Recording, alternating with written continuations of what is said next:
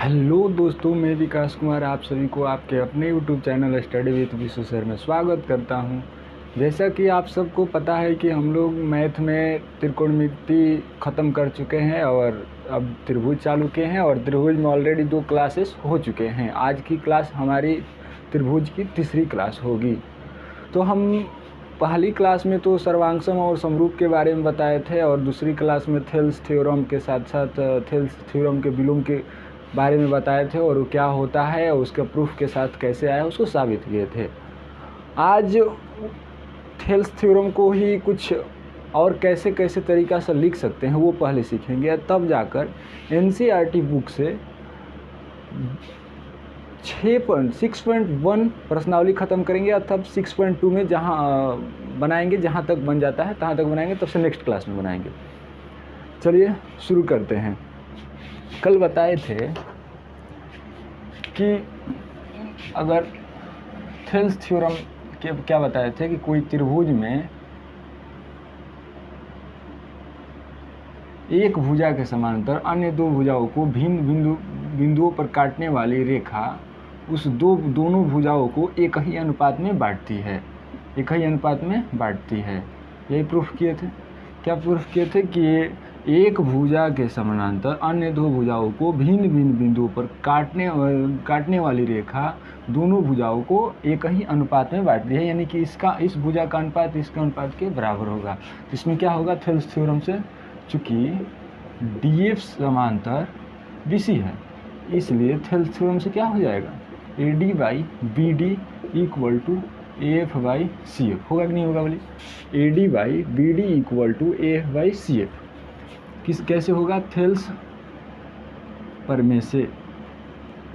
चलिए आगे इसको हम और इसे कौन कौन से तरीके से लिख सकते हैं, मतलब इसे हम इससे सॉल्व करते हैं। चलिए दोनों तरफ क्या करते हैं, 1 जोड़ देते हैं। क्या करेंगे, दोनों तरफ 1 जोड़ेंगे,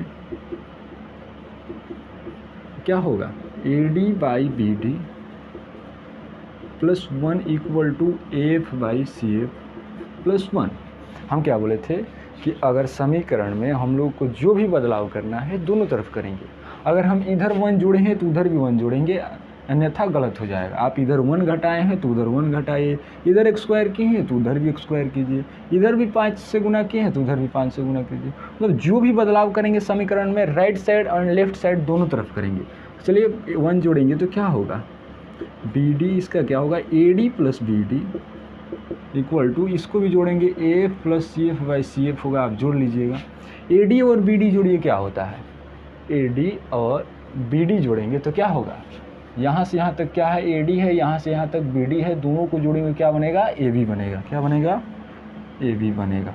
नीचे क्या है BD है इक्वल टू AF CF जोड़िए, AF CF जोड़ेंगे तो क्या बनेगा टोटल AC बनेगा।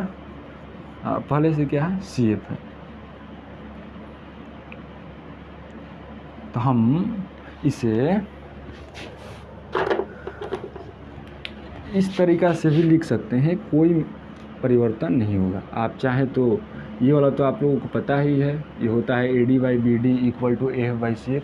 हम डायरेक्ट ये भी लिख सकते हैं कि AB by BD equal to AC by CF। कब लिखेंगे, जब ये एक भुजा के समांतर अन्य 2 भुजाओं को भिन्न बिंदु पर एक रेखा काटे तो क्या भी बराबर हो सकते हैं AB, यानी बड़ा वाला लेंगे तब छोटा वाला लेंगे, फिर इसमें भी जाएंगे तो AC लेंगे, फिर इसमें इस अनुपात में भी जाएंगे इस भुजा में तो बड़ा वाला लेंगे, फिर छोटा वाला लेंगे। आप चाहे तो इसे पलट भी सकते हैं। कैसे लिख सकते हैं, BD को ऊपर ले जाइए, AB को नीचे लाइए। अगर इधर हम हर को अंश और अंश को हर बना दिए हैं तो उस साइड भी वही करना पड़ेगा। तो क्या करेंगे CF को भी ऊपर ले जाएंगे, अंश को हर और हर को अंश बनाएंगे। तो ये भी हो सकता है। क्या हो सकता है, जब एक भुजा के समानांतर किसी त्रिभुज में एक भुजा के समानांतर अन्य 2 भुजाओं को भिन्न बिंदुओं पर काटने वाली एक रेखा खींची जाए तो क्या क्या अनुपात बराबर हो सकते हैं आपके सामने है। ये तो हम लोग कल प्रूफ कर चुके हैं, इसी से हम एक 1 जोड़कर ये निकाले हैं। क्या हो सकता है, देखिए हम किए हैं AB by BD, AB by BD। ध्यान दीजिएगा यहाँ पर यहाँ पर क्या है AC/CF। हम शुरू में तो थेल्स थ्योरम से क्या किए हैं, दोनों का छोटा का अनुपात, दोनों छोटा छोटा लेते थे, इसका अनुपात है, इसमें दोनों छोटा छोटा अनुपात, दोनों क्या होते थे, बराबर होते थे। यहाँ पर देख रहे हैं शुरू में पूरा बड़ा वाला ले लिए हैं भुजा AB/BD, तो बड़ा वाला अनुपात छोटा वाला, इसमें भी जाएंगे AC/CF, तो इसमें भी बड़ा वाला अनुपात छोटा वाला, दोनों का अनुपात देखिए क्या है, बराबर है। फिर ऐसे भी इसको लिख सकते हैं, छोटा वाला अनुपात बड़ा वाला इक्वल टू छोटा वाला अनुपात बड़ा वाला। देखिए यहाँ पर इसके अनुसार यही होगा। हम इसको एक और तरीक़ा से लिख सकते हैं, क्या लिख सकते हैं, देखिए ये क्या है यहाँ पर AD/BD इक्वल टू AF/CF है ना। तो इसको क्या करेंगे, अंश को हर और हर को अंश बनाते हैं, तो क्या होगा BD/AD इक्वल टू CF/AF। बोलिए होगा कि नहीं होगा। दोनों तरफ इसमें भी 1 जोड़ेंगे, तो 1 जोड़िए क्या हो जाएगा, +1 इक्वल टू CF/AF +1, बाटा का जोड़ करेंगे क्या हो जाएगा BD + AD equal to CF+AF/AF। आप यहाँ बाटा का जोड़ कर लीजिएगा। यहाँ पर देखिए BD और AD को जोड़िए, क्या बनता है, BD और AD जोड़ेंगे तो क्या बनेगा, AB बनेगा। तो यहाँ क्या लिखेंगे, AB लिखेंगे। नीचे क्या है, AD है, इक्वल टू CF/AF जोड़िए, CF और AF जोड़ेंगे क्या बनेगा, AC बनेगा। अब आई पहले से क्या है, AF है। तो देखिए एक और हमें अनुपात बराबर हुआ, ये इसको भी हम रेड से कर देते हैं। देखिए फिर इसको भी हम एक बार हर को अंश बनाते हैं और अंश को हर बनाएंगे तो क्या हो सकता है, AD/AB इक्वल टू AF/AC। इस बार देखिएगा इसमें क्या हुआ है, इसमें देखिए कि AB क्या ले लिया है, बड़ा वाला, बाई AD छोटा वाला, फिर इसमें भी आए AC/AF। ध्यान दीजिएगा यहाँ पर एक चीज़ परिवर्तन हुआ है, क्या हो रहा है, देखिएगा यहाँ पर, ये तो हम लोगों को पता है। फिर जो परिवर्तन हो रहा है देखिए क्या, इसमें चलते हैं तो क्या हो, AB/BD, AB बड़ा वाला अब बाई छोटा वाला देखिए बड़ा वाला लेकर छोटा वाला, छोटा छोटा 2 है, एक ऊपर है एक नीचे है, एक ऊपर है एक नीचे है। ध्यान देना है कि हम ऊपर वाला ले रहे हैं या नीचे वाला ले रहे हैं, छोटा वाला। जो छोटा वाला लेंगे वही आगे का अनुपात भी वही लेंगे। देखिए यहाँ पर हम क्या लिए हैं, AB/BD, AB बड़ा वाला और बाई BD छोटा वाला देखिए नीचे वाला लिए हैं, तो आगे भी बराबर करेंगे तो नीचे वाला ही लेंगे। देखिए यहाँ पर AC है तो AC है बाई CF, तो देखिए यहाँ BD नीचे वाला लिए थे तो यहाँ भी CF नीचे वाला ही लेंगे। अगर ऊपर वाला AF ले लेते हैं तो गलत हो जाएगा। फिर यहाँ भी वो क्या किए हैं, पलट कर इसको अंश को हर और हर को अंश बना दिए हैं। तो ये दोनों आशा करते हैं आप लोग समझ गए होंगे, और ये भी तो आप लोगों को पता ही है। फिर यहाँ देखिए यहाँ पर क्या किए हैं, AB/AD क्या लिख सकते हैं, AB/AD यानी बड़ा वाला बाई छोटा वाला। इसमें छोटा वाला क्या है, ऊपर वाला है, इक्वल टू अगर ऊपर वाला लिए हैं तो आगे वाला अनुपात भी बराबर करेंगे तो ऊपर वाला ही लेंगे। तो देखिए पहले क्या लिए थे, AB बड़ा वाला लिए थे और तब से छोटा वाला ऊपर वाला लिए थे, तो बराबर भी करेंगे तो पहले बड़ा वाला लेंगे AC और तब से छोटा वाला क्या लेंगे, AF लेंगे। देखिए AC/AF। लेकिन ध्यान देना है, क्या ध्यान देना है, अगर थेल्स थ्योरम में क्या क्या लग सकते हैं, जैसे एक त्रिभुज के एक भुजा के समानांतर अन्य 2 भुजाओं को मध्य भिन्न बिंदु पर काटे, और काटने वाली रेखा क्या करती है, एक ही अनुपात में बांटती है, और उससे क्या क्या और अनुपात निकल सकते हैं। पहले देखिए क्या करेंगे, अगर बड़ा वाला लेते हैं, बड़ा वाला बाई छोटा वाला लेते हैं तो आगे भी बड़ा वाला बाई छोटा वाला लेंगे। अगर पहले बड़ा लिए हैं तो आगे वाला भी अनुपात पहले बड़ा लेंगे। अगर पहले छोटा वाला लिए हैं तो आगे भी पहले छोटा वाला लेंगे। लेकिन ध्यान देना है कि छोटा वाला कौन है, ऊपर वाला है कि नीचे वाला है। अगर ऊपर वाला लिए हैं तो आगे भी ऊपर वाला लेंगे, नीचे वाला लिए हैं तो आगे भी नीचे वाला लेंगे। यहाँ पर देखिए दोनों पर। आशा करते हैं आप लोग समझ गए होंगे। अगर नहीं समझ में आया तो प्लीज़ हमें व्हाट्सअप कीजिएगा, ज़रूर समझाने का प्रयास करेंगे। चलिए आगे बढ़ते हैं।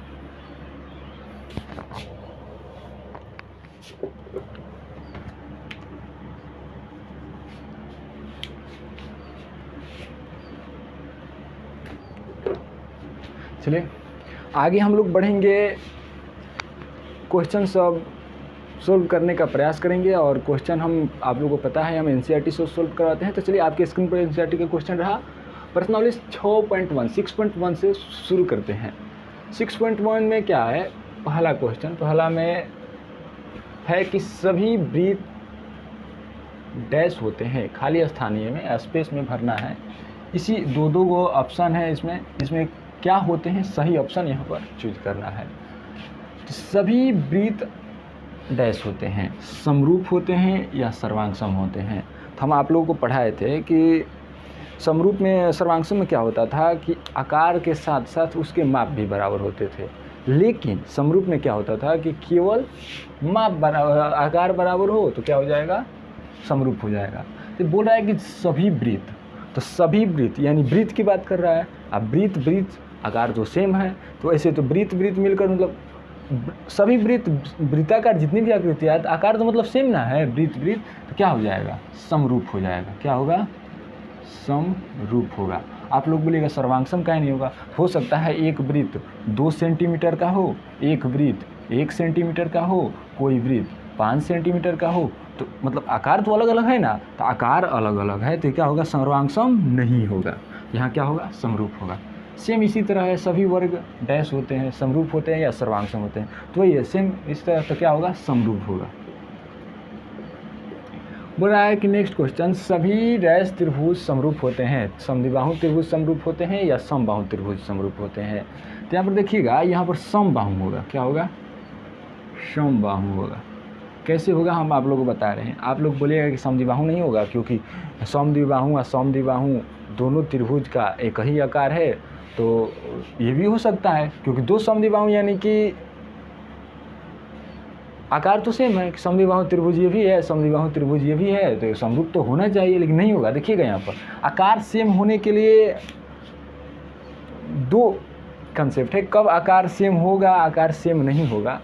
तो क्या कंसेप्ट है, हम जैसे कि क्या होता है कि संगत कोण बराबर होते हैं और संगत भुजाओं का अनुपात बराबर होता है। तो चेक करते हैं, एक लेंगे, क्या लेंगे, समद्विबाहु त्रिभुज लेते हैं। चलिए इसका 4 मानते हैं, 4 मानते हैं, ये 6 मानते हैं, ये 8 मानते हैं, ये 8 मानते हैं, और ये 5 मानते हैं। तो देखिएगा यहाँ पर हम संगत भुजाओं का अनुपात बराबर लेते हैं, तो ये अनुपात ये होगा ना, अनुपात करते हैं बराबर होता है कि नहीं। फिर ये अनुपात ये 4 अनुपात, फिर ये अनुपात ये लेंगे। देखिएगा 4 2 जा 8, ये नहीं कटेगा। देखिए ये तो बराबर है, लेकिन ये बराबर नहीं है। देखिए 1/2 equal to 1/2 not equal to 6/5। तो हम डायरेक्ट ये नहीं बोलेंगे कि समद्विबाहु समरूप, समद्विबाहु त्रिभुज, सभी समद्विबाहु त्रिभुज समरूप नहीं होंगे, कोई होंगे कोई नहीं होंगे। क्यों नहीं होंगे, लेकिन क्योंकि सभी समद्विबाहु त्रिभुज के भुजाओं का अनुपात बराबर नहीं होगा। आपके सामने एक एग्जाम्पल है, इसलिए समद्विबाहु नहीं होगा, समबाहु सही है। समबाहु होगा, समबाहु में आप एग्जाम्पल कोई भी समबाहु लीजिएगा, एग्जाम्पल लीजिएगा, अनुपात बराबर कीजिएगा, एकदम अनुपात बराबर होगा। फिर नेक्स्ट क्वेश्चन है, लास्ट है कि भुजाओं की समान संख्या वाले दो बहुभुज समरूप होते हैं यदि उनकी संगत कोण क्या होते हैं, बोलिएगा संगत कोण बराबर होते हैं। ये तो आप लोगों को याद ही हो गया होगा, कब होते हैं, जब संगत कोण बराबर होते हैं। और संगत भुजाएं क्या होती है, समानुपाती होती है। समानुपाती, समानुपाती मतलब क्या होता है, समझ रहे हैं आप लोग, अनुपात बराबर, मतलब समान अनुपात या अनुपात बराबर, अनुपात बराबर या अनुपात समान, जो बोलिए उसी को क्या बोलते हैं, समानुपाती बोलते हैं। चलिए आशा करते हैं समझ गए होंगे, अब आगे बढ़ेंगे।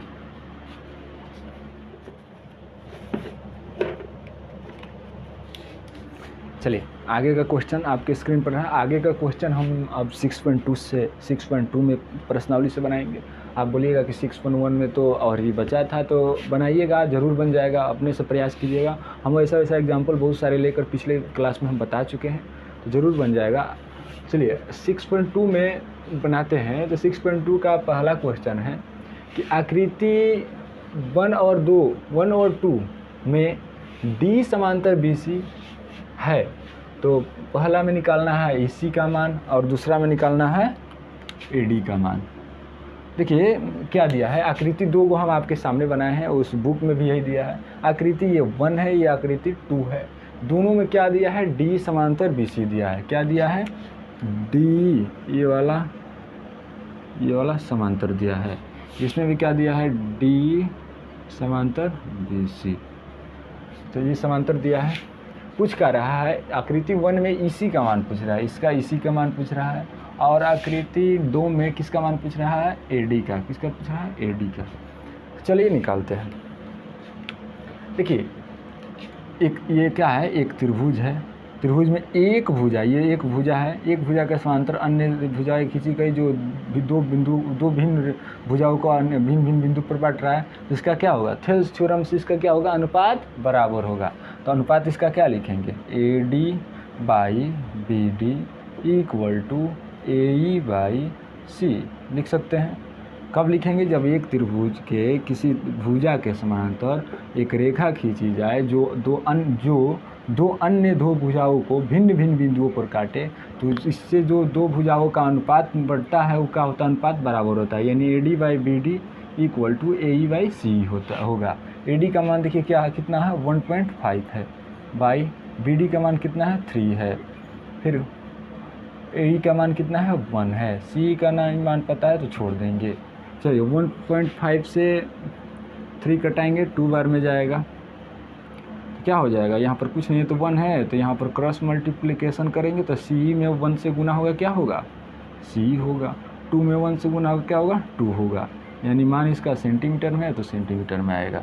देखिए C का मान आ गया। फिर नेक्स्ट में बढ़ते हैं, तो ये भी यही है, देखिए क्या है, ये त्रिभुज है, त्रिभुज में कोई एक भुजा यानी इसके समांतर एक रेखा खींची गई है जो दो अन्य भुजाओं को भिन्न बिंदु पर बांट रही है, तो इसका अनुपात क्या होगा, बराबर होगा। कैसे अनुपात बटेगा, देखिए क्या होगा, AD/BD इक्वल टू AE/C। चलिए तो AD का मान कितना है, नहीं पता है तो AD छोड़ देंगे। BD का मान कितना है, 7.2 है। आगे बढ़ेंगे, AE का मान कितना है, 1.8 है, और C का मान कितना है, 5.4 है। चलिए कटाते हैं, कितना बार में जाएगा, 3 बार में। फिर यहाँ से इसको कटाते हैं यहाँ, तो कितना बार में कटना चाहिए, 3 2 जा 6, 3 4 जा 12, यानी 2.4। तो इसका भी क्रॉस मल्टीप्लिकेशन करेंगे तो AD में 1 से गुना होगा तो क्या होगा, AD होगा, 2.4 में 1 से गुना होगा तो क्या होगा, 2.4 होगा। सेंटीमीटर में नाम मान है तो सेंटीमीटर में लिखेंगे, यही आंसर हो जाएगा। चलिए उतार लीजिए।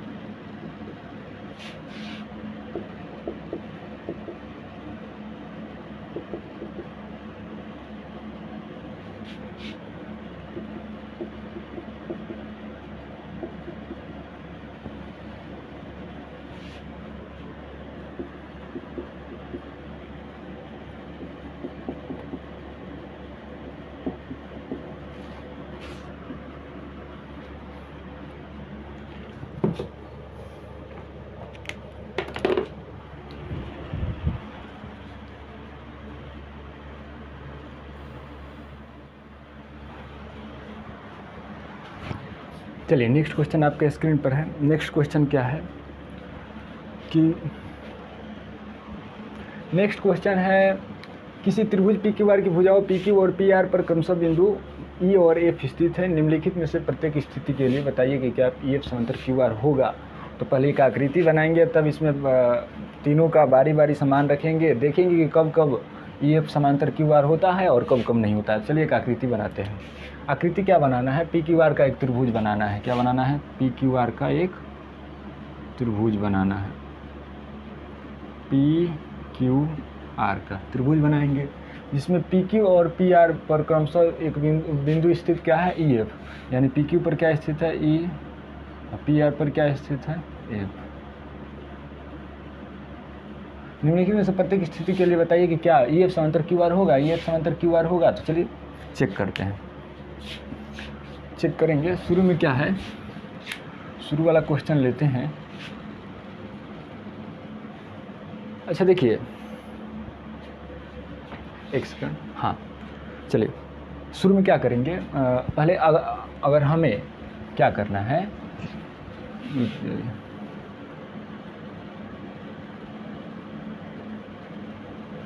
एफ समानांतर क्यू आर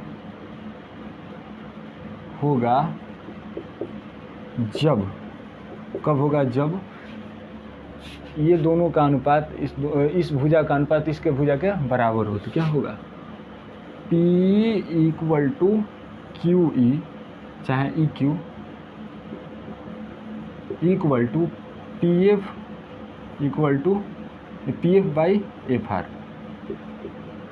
देखिएगा, देखिए ये समानांतर होगा, समांतर होगा तो इसका मतलब कि इसका और इसका अनुपात इसके और इसके अनुपात के बराबर होगा, क्योंकि थेल्स थ्योरम बोलता है कि किसी त्रिभुज की एक भुजा के समांतर अन्य भुजा खींची, एक भुजा के समांतर एक अन्य रेखा खींची जाए जो दोनों भुजाओं को भिन्न भिन्न बिंदु पर प्रतिच्छेद करे, तो यानी कि दोनों भुजाओं को एक ही अनुपात में बांटता है। तो P by Q E Q equal to P F by F R, तो वही लिखे हैं। तब हम पहला क्वेश्चन लेकर चेक करते हैं। पहला क्वेश्चन लेंगे, P का मान रखेंगे क्या है? 3.9 है। फिर EQ का मान क्या है? 3 है। फिर PF का मान कितना है? 3.6 है। IFR का मान क्या है? 2.4 है। इसको कटाएंगे तो क्या होगा? 1.3 आएगा। इसको कटाते हैं तो 12 से कटाते हैं तो क्या होगा? 0.3 आएगा, ये 0.2 आएगा। यानी देख रहे हैं क्या आया? 1.3 बाई 1 इक्वल टू 0.3 बाई 0.2 बराबर है? तो नहीं है। देखिए बराबर है नहीं है, तो इसलिए क्या लिख सकते हैं? ई एफ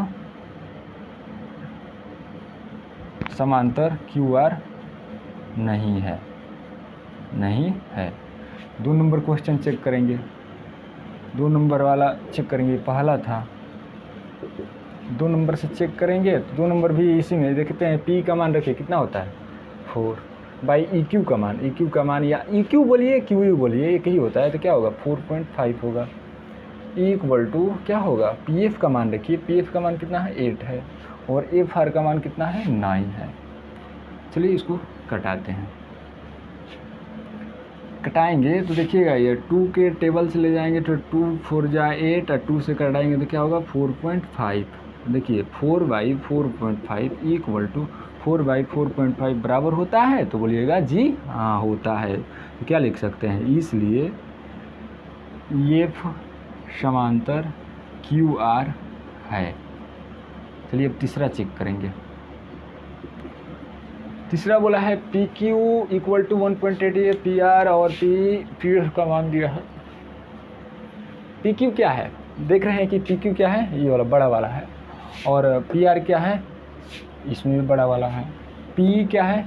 ऊपर वाला छोटा वाला है। और पी एफ क्या है? ऊपर वाला छोटा वाला है। तो हम शुरुआत इस आज की जो क्लास है इसमें शुरू में बताए थे कि थेल्स थ्योरम में ये भी होता है, बड़ा वाला बाई छोटा वाला इक्वल टू बड़ा वाला बाई छोटा वाला अनुपात होता है। तो बड़ा वाला ही भुजा लेंगे तो बड़ा वाला पहले, आप चाहे तो बड़ा वाला लीजिए पहले या छोटा वाला पहले लीजिए, लेकिन ध्यान रहे अगर इधर पहले वाला बड़ा वाला अगर ऊपर अंश में लिखते हैं तो आगे भी नेक्स्ट अनुपात जो बराबर करेंगे अंश में बड़ा वाला लिखेंगे। और ये भी ध्यान देना है कि छोटा वाला कौन है, ऊपर वाला है या नीचे वाला है। तो देखिए P और PF, P ऊपर वाला PF नीचे, ऊपर PF छोटा ऊपर वाला, यानी छोटा वाला के बाद ऊपर वाला हो रहा है, यानी छोटा वाला कौन सी अनुपात है, ऊपर वाला है। तो ध्यान देना है जब छोटा और बड़ा का अनुपात हम बराबर करेंगे तो ऊपर वाला लेंगे। आप पहले छोटा वाला लीजिए या बड़ा वाला लीजिए, लेकिन छोटा वाला लेना है तो ऊपर वाला लेना है। तो हम क्या ले लेते हैं, P ले लेते हैं पहले, P बाई क्या लेंगे, अब बड़ा वाला लेंगे, क्या हो जाएगा PQ equal to PF by ER, PF by क्या लेंगे PR बड़ा वाला। देखिए आप लोगों के मन में डाउट होता होगा कि क्या हम लोग पहले ही PQ बाई PE नहीं लिख सकते हैं, तो ज़रूर लिखिए, एकदम सही होगा। PQ बाई PE लिखिए और PR बाई PF लिखिए, वो भी सही होगा। चलिए मान रखते हैं, मान रखेंगे P का मान कितना है, ध्यान दीजिएगा P का मान 0.18 बाई PQ का मान रखेंगे, PQ का मान कितना है 1.28 इक्वल टू, फिर PF का मान कितना है 0.36 बाई PR का मान कितना है, तो PR का मान कितना है 2.56, यही है। चलिए कटाते हैं, ज़्यादा नहीं यार 2 से कटा दीजिए, आ जाना चाहिए। कटाएंगे तो क्या होगा 0.18 होगा, यहाँ भी कटाएंगे तो 1.28 होगा। देखिए यहाँ पर क्या आ रहा है 0.18 बाई 1.28 इक्वल टू 0.18 बाई 1.28। देखिए दोनों बराबर है कि नहीं है, देखिए बराबर है, इसलिए क्या लिख सकते हैं ये समांतर QR। तो किस में समांतर हो रहा है, एक 2 में एक 3 में है और इसमें नहीं है, इसमें है। चलिए उतार लीजिए।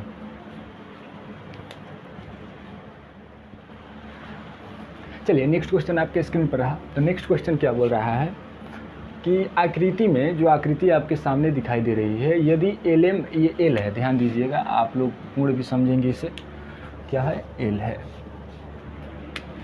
क्या है L है, LM समांतर CV, यानी LM समांतर CV दिया है और LN समांतर CD, ये क्या है LN समांतर CD दिया है। तो सिद्ध करना है क्या क्या बराबर समांतर दिया है, ये वाला समांतर दिया है और ये वाला समांतर दिया है। हमें क्या सिद्ध करना है, M बाई AB, यानी M by AB equal to N by AD equal to N by AD। मतलब ये छोटा वाला अबाई बड़ा वाला इक्वल टू ये छोटा वाला अबाई बड़ा वाला। तो चलिए सिद्ध करते हैं, प्रूफ करेंगे।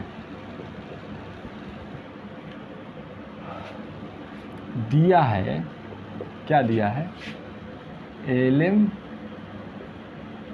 समांतर CV और डायरेक्ट हम सिद्ध करते हैं, सब दिया ही है तो हम क्या अब दिया है लिखे।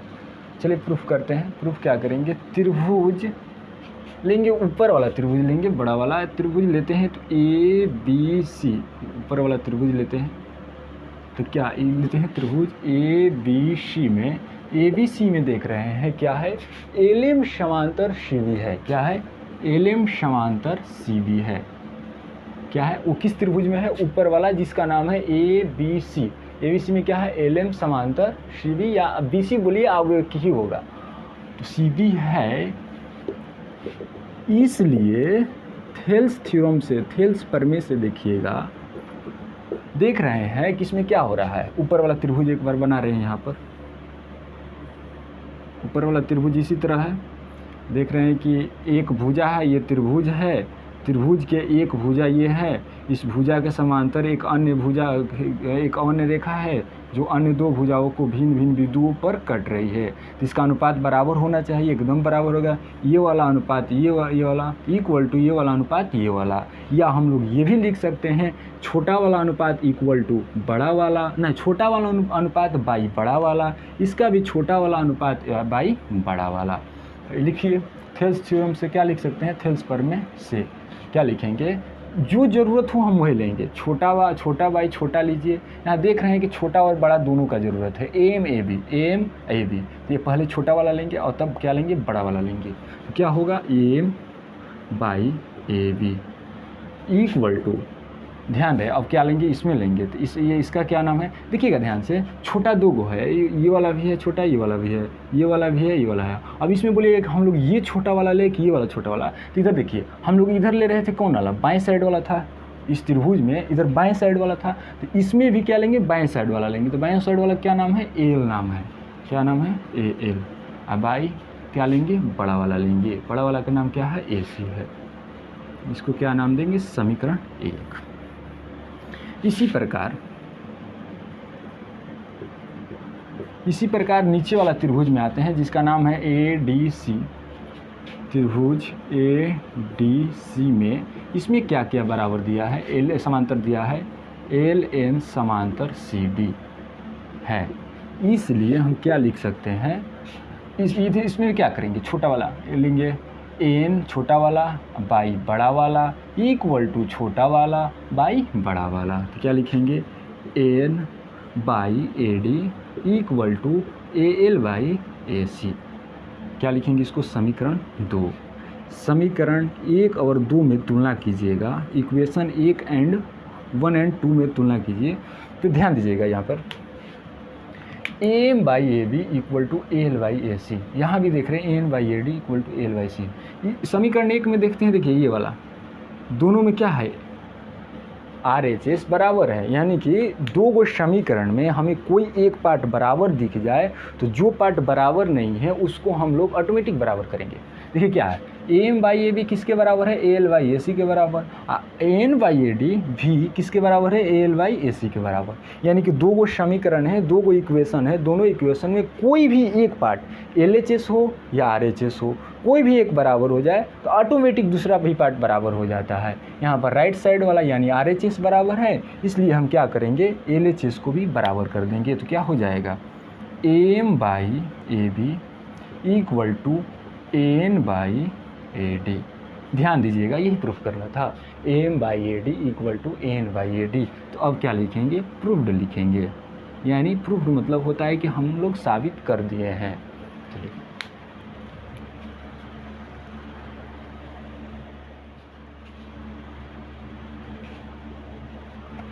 क्या नेक्स्ट क्वेश्चन है कि आकृति में डी समांतर ए सी, क्या है, डी समांतर ए सी। डी देखिएगा कौन है, डी समांतर ए सी, फिर क्या है, डी एफ समांतर ए, डी एफ समांतर ए, डी एफ समांतर ए दिया है।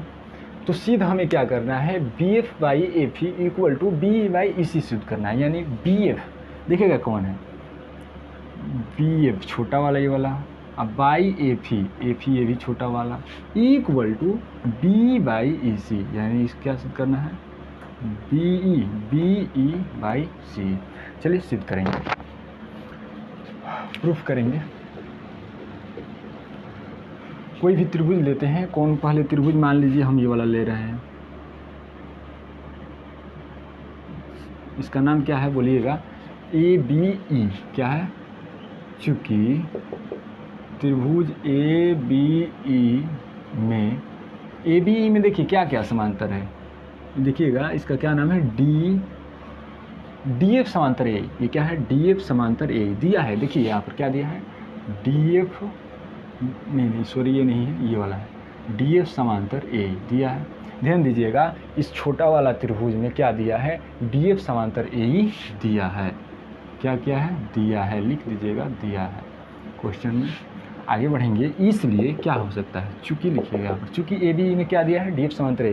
तो हम लोग को पता है कि कोई भी त्रिभुज हो, अगर कोई एक भुजा के समानांतर अन्य एक रेखा खींची जाए जो दो भुजाओं को भिन्न भिन्न बिंदुओं पर काटे, तो दोनों भुजाओं का अनुपात क्या होता है, बराबर होता है। तो देखिए इसका अनुपात बराबर होगा, देखिएगा यहाँ पर ध्यान से, b D by A D equal to b F by e f लिख सकते हैं। बोलिए क्या लिखेंगे, b D by A D equal to b F by F ही लिख सकते हैं या नहीं लिख सकते हैं। देखिए ये और ये समांतर है तो क्या लिखेंगे, ये और इसका अनुपात अब बाई इसका अनुपात बराबर होगा। देखिएगा ध्यान से, ये वाला इसमें देखते हैं तो ये समांतर है तो क्या होगा, b D by A D equal to b F by F ही होगा, एकदम होगा। चलिए आगे बढ़ते हैं।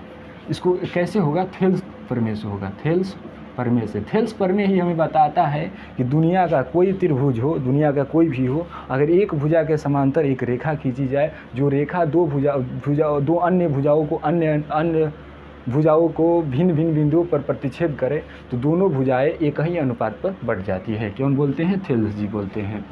इसको क्या बोलेंगे, एक बोलेंगे। इसी प्रकार फिर लेंगे, इसी प्रकार इस बार बड़ा वाला त्रिभुज लेंगे। देखिएगा यहाँ पर ध्यान से, बड़ा वाला क्या लेंगे, ये वाला बड़ा वाला लेंगे, सबसे बड़ा क्या नाम है, ए बी सी में त्रिभुज ए बी सी, सॉरी इससे नहीं बोलेंगे, क्या बोलेंगे, त्रिभुज ए बी सी में क्या दिया है, ए बी सी में डी समांतर बी सी दिया है, डी समांतर क्या दिया है, ए सी दिया है, डी समांतर क्या दिया है, ए सी दिया है, डी समांतर ए सी है, क्या है, दिया है। देखिएगा यहाँ पर दिया है, इसलिए हम क्या लिखेंगे, इसका भी अनुपात बराबर करेंगे। देखिएगा इसमें ये क्या है, इसका ये वाला और ये वाला समांतर है तो ये भी लिखेंगे, ये इसका ये बटा ये इक्वल टू ये बटा ये नहीं लिखेंगे। देखिएगा ध्यान से, ये वाला है और ये वाला समांतर है तो b D by A D equal to b by इसी नहीं लिख सकते हैं, जरूर लिखेंगे। क्या लिखेंगे, b D by A D equal to b by a c. क्यों लिखेंगे, थेल्स प्रमेय से लिखेंगे, थेल्स प्रमेय से। इसको समीकरण 2 नाम देंगे। अब समीकरण 1 और 2 को तुलना करेंगे, 1 और 2 को से तुलना करेंगे तो देख रहे हैं यहाँ पर क्या है, B D by A D equal to क्या है, बी एफ बाई एफ ही। यहाँ पर B D by A D किसके बराबर है, बी बाई एस। यहाँ पर भी देखिए एक साइड बराबर है समीकरण का, ये जो लेफ्ट हैंड साइड है एल एच एस है, देखिए बराबर है B D by A d और d d by A d, लेकिन इसका आर एच एस अलग अलग है। तो हम ये कह सकते हैं कि इसका एक साइड अगर दो समीकरण का बराबर हो ना तो शेष जो साइड दूसरा साइड है वो भी बराबर होता है। तो क्या लिखेंगे, बी एफ बाई एफ ही equal to b by a सी।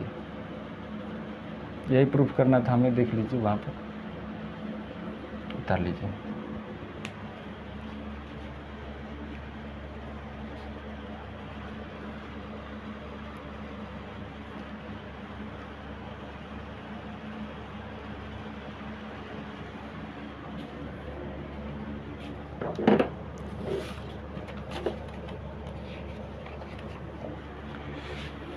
आज इतना ही सोल्व करा कर मैं क्लास को स्टॉप करूंगा। और इसके बाद जो और 4 क्वेश्चन हो गए हैं, 10 तक क्वेश्चन यानी 6 क्वेश्चन और बचे हैं, तो नेक्स्ट क्लास में हम इसको सोल्व करवाएंगे। चलिए मन लगा के पढ़िए, खूब पढ़िए। अगर समझ में नहीं आता है तो हमें व्हाट्सएप ज़रूर कीजिए, समझाने का प्रयास ज़रूर करेंगे। चलिए मिलते हैं नेक्स्ट क्लास में। Thank you.